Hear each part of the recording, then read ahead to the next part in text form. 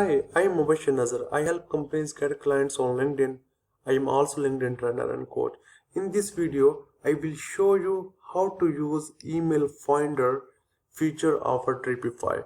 And your right hand side you can see that here will be a feature email finder credit, and now you can see that you can upgrade this one, so you can use this feature according to your requirement.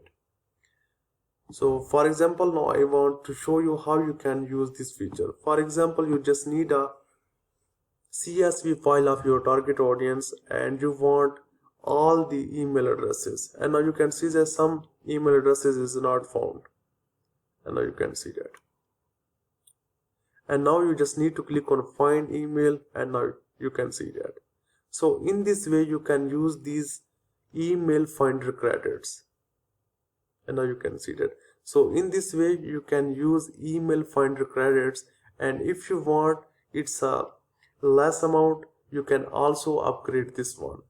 And second method is for using this one, you just need to click on campaign, and now you just need to click on new campaign, and after this you just need to write the name of the campaign, and after this you just need to click on add leads, and here you just need to write the name of the campaign. For example, I am just writing here the credit email finder campaign,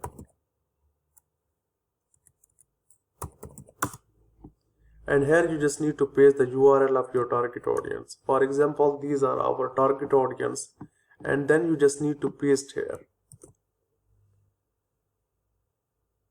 After this you just need to click on maximum and then create a list.